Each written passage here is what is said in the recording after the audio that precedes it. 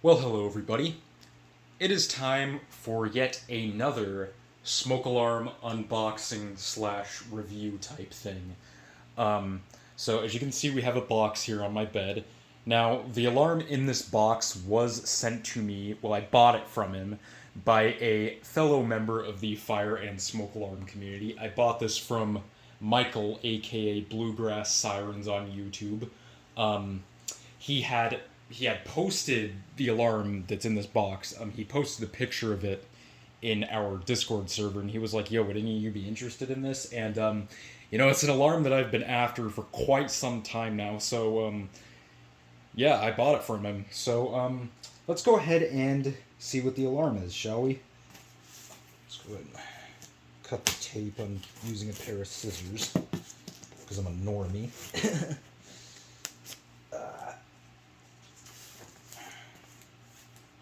See if I can just like that.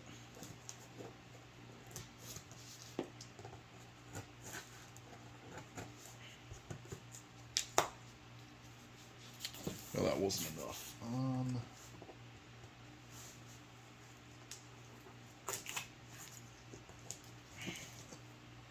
Let's see if I can do this without stabbing myself. That would be very much the preferred method of doing this, but you know. Let's see. I almost got it. Let's see. What if something else I can use? Let's try this. There we go. I think I got it that time. Oh, yep. Alright, so you can kind of see the bottom of the box that it's in. The rest of this. Alright, so you can already see right off the bat here that it is a Lifesaver. But let's see what Lifesaver model it is. So let's remove these bags out of here.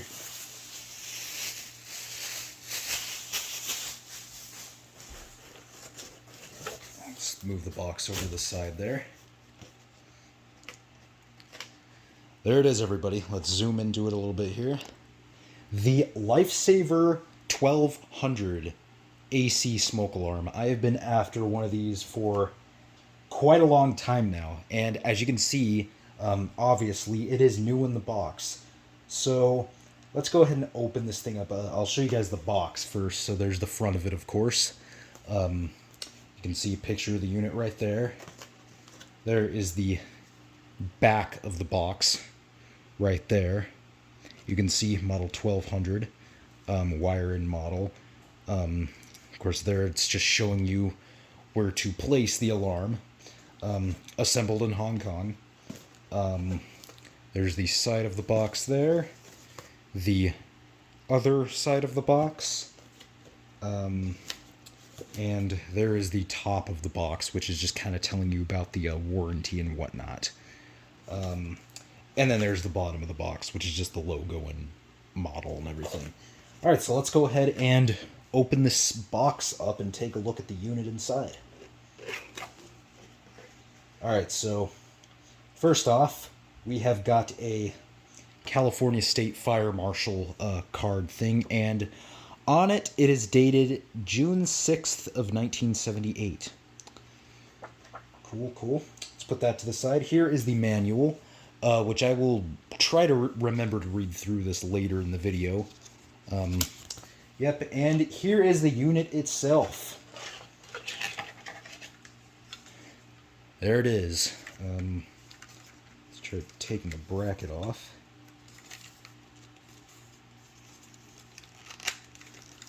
There we go, the bracket just kind of slides off like that, and the wire harness is actually attached to the bracket. That's how it is with most of these older Fyrnetics AC powered units. There's a little metal bar thing preventing the bracket from coming off. I'm not sure what that is. There we go, I got it off. I thought I did. Okay, well, I guess the bracket's not supposed to come off entirely. But there you go, you can see the back label right there. And then also, to remove the piece of cardboard, there is a little wall plate. So essentially this mounts to the wall, and then the actual bracket to the unit, you just sort of screw on to the back plate through the keyholes, because you can see if the keyholes line up. So that's pretty cool. Yeah, and there is a somewhat better view of the front of the unit right there. You can see there's your little AC lens right there, or indicator lens.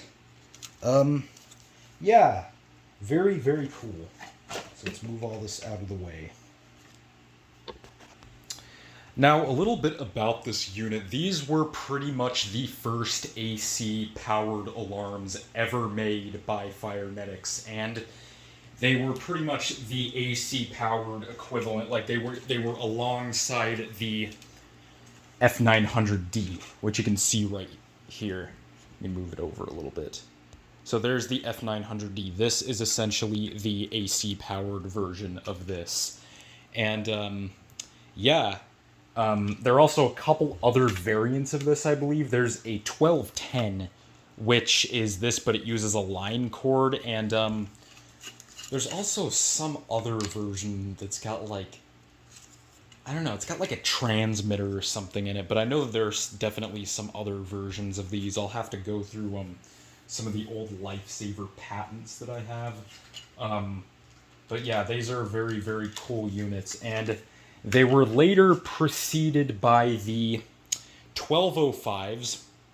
Or no. Actually, they were preceded by the 1255s, which were essentially the AC with battery backup version of the second gen F900D, which I have a second gen F900D right here. Well, this is a 0910, which is, of course, the second gen F900D with the transmitter.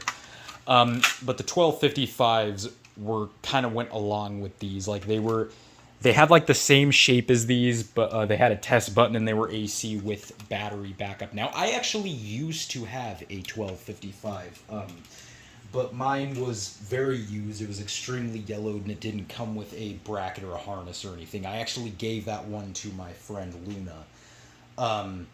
But Baltimore, or BA&F Vintage, does have a video of a 1255. Well, he actually has two of them. So yeah, and I think in some of my older collection videos, I showed mine that I used to have. I'd like to find another one eventually, hopefully one that's in like better condition and that's like new in box. But yeah, very, very cool. So those I would consider, so this right here, these two units, this I would pretty much consider the first wave of Fyrnetics units. These, I believe, were made pretty much from the mid to late 70s or so. And then after that, they went on to make, of course, the second gen F900Ds and the 1255s that I just mentioned. And after that, what I would pretty much consider the third wave of Fyrnetics units. As you can see, they got much smaller. Now, right here is a 1225. This one is from the very early 90s or so, and I'm pretty sure they started making these in the late 80s. But before they started making the 1225s, they had a 1205. Now, I'm not sure if they were making the 1205s alongside like the 1225s, but they were like these, except they didn't have interconnect. And yeah, I'm pretty sure the 1205s were a little bit earlier than these. And of course, they had the 0905s, which were just the battery-powered version of the AC models. So yeah, and then they also had a 1245, which was like this, except it had battery backup. And I'm not sure what... I'm pretty sure they made those alongside the 1205s and the 1225s. But I'm pretty sure when they started making more 1225s, they kind of stopped making the 1205s. I don't know. The history of Lifesaver, the timeline's a little bit confusing, but that I'm pretty sure is kind of the best example I could give of like the history of Fyrnetics. It is a little bit confusing. just remembered that the other variant of these I was talking about, there's also a model, they've been seen before, but there are models of these that actually have test buttons. I believe that one of the flaps actually is the test button on those models. They might have like a button here, but I haven't seen one like that. I'm pretty sure they use one of the flaps as the test button, but I do know that there are models of this as well that do have test buttons. And there are a couple of other collectors that I can think of off the top of my head that have these. Of course, BANF Vintage, he has one. He's had one for the longest time now. Yeah, you could pretty much see that in some of his earliest videos. And I believe Federal 3T22 has one as well. And one of my other friends who does not have a YouTube channel also has one of these. So yeah, now if we take a look at like the inside here, I'm not sure if you can really see in there. Let's see, is there like a view where I can kind of show the inside? Like an angle where I can show it? Let's see. Okay, so you can kind of see right there. It uses, of course, the old style Fyrnetics sensing chamber with the large metal slots on the side. I could show you a little bit better of a view of one in my F900D. It's just like that. The sensor that this uses is just like this one that the 1200 uses. And the 1200 does use a... Let's see if I can get a view of it.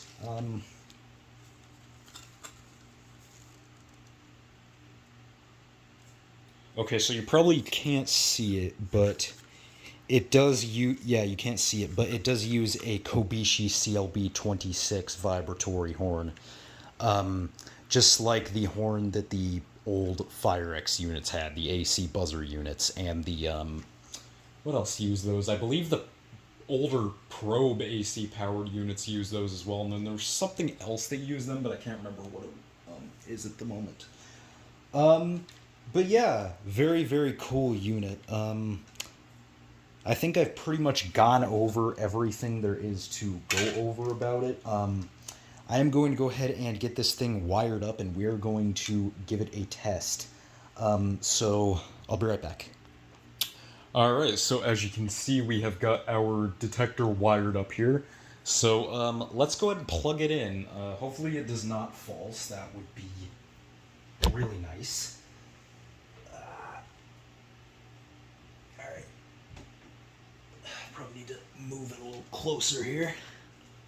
Hopefully without it falling off my bed. Let's try moving the tripod down a little bit. Hopefully you can still get a good shot of it there.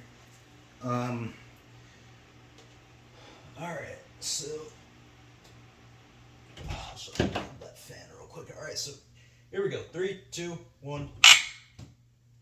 Alright, well, it didn't really false, but it did chirp a little bit there. You could kind of hear it.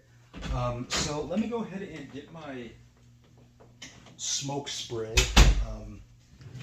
which I, of course, lost, as I always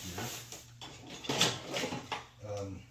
Alright, so hopefully there's enough in the smoke sentry and can to set this thing off. I'm pretty sure there will be. The Fire Angel probably just lost sensitivity when I tried using it.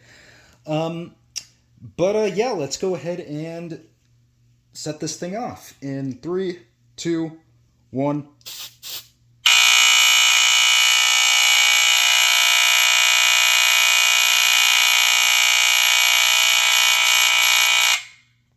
And as you could hear, it worked. Very, very cool. Let's go ahead and unplug it real quick, just in case it decides to go off again, because the smoke isn't exactly cleared out by now. But yeah, there you go. I might do another test of it right before the video ends. But yeah, you heard it. It's got that classic Kobishi CLB 26 sound to it. Yeah, very, very cool. So, I am going to do this because I told you guys I would do it. I'm going to read through the manual.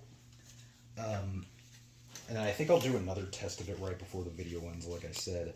So, yeah, let's go ahead and read through it. As usual, if you want to read anything, just pause. You can see that they do have the 1210 listed on there. I didn't even realize that until now.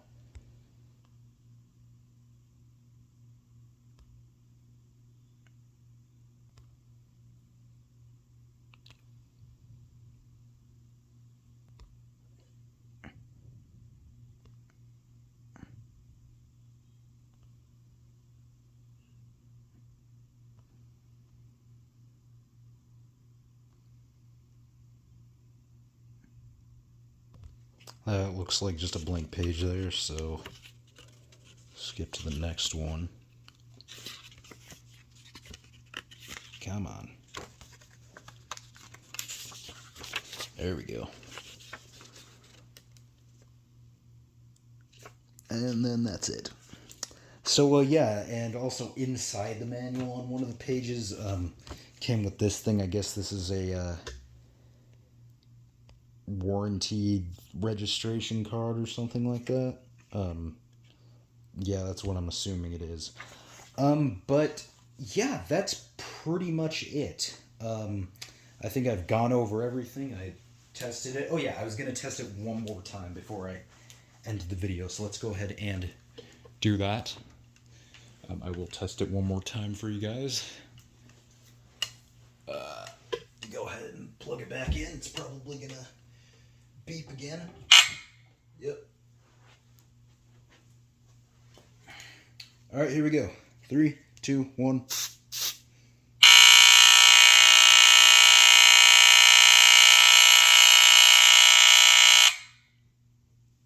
Well, there you go, man. That thing is super sensitive. All right. So, yeah, that is it. That is the Fyrnetics Lifesaver Model 1200 smoke alarm. And once again, special thanks to Michael, aka Bluegrass Sirens on YouTube, for selling me one of his. So, yeah, that is it. Hope you guys enjoyed this video.